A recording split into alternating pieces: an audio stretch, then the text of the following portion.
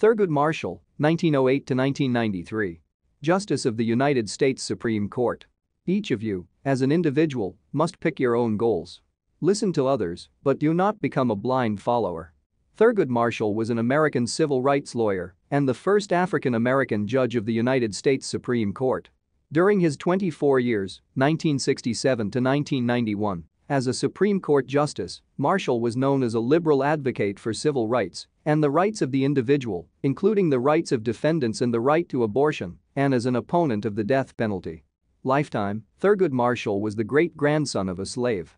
His first name was Thurgood, but as early as second grade he began shortening his name to Thurgood. He first studied at Lincoln University and then wanted to study law at the Law School of the University of Maryland, but was refused because of the racial segregation policy of this university. Marshall therefore went to study law at the African American University Howard University in Washington, D.C. He graduated in 1933 as the best of his year. Marshall went to work as a lawyer in his native Baltimore and in 1936 won his first major civil rights case, Murray v. Pearson, successfully challenging the racial segregation policies of the University of Maryland, the university that had previously denied him admission.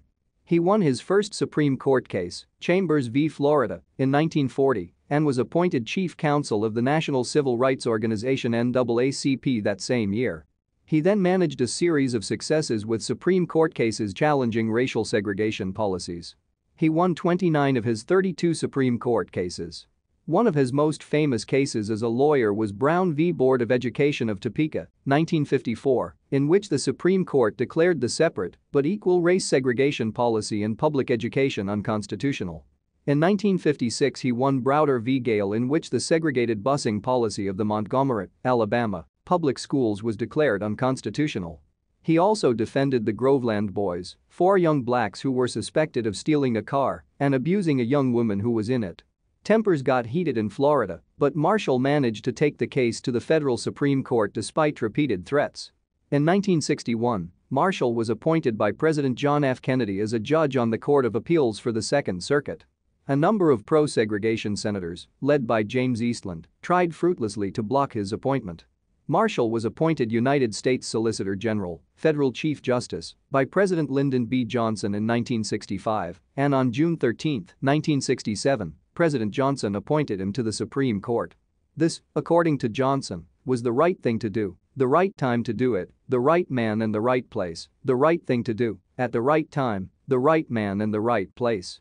He was married twice, to Vivian Bury from 1929 until her death in 1955, and then to Cecilia Syatt from 1955 until his own death in 1993. He had 2 sons from the second marriage.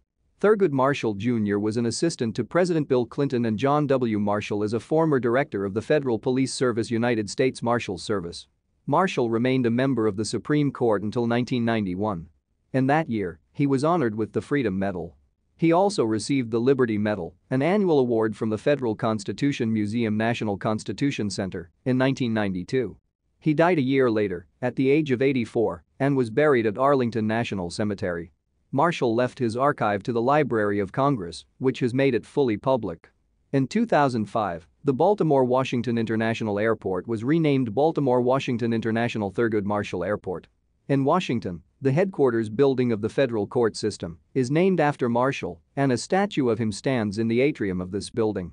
Since 1993, the Puerto Rico Parliament has presented an annual Thurgood Marshall Award to the best law student in Puerto Rico. Highlights: as an attorney, he successfully argued before the court the case of Brown v. Board of Education of Topeka, 1954, which declared unconstitutional racial segregation in American public schools.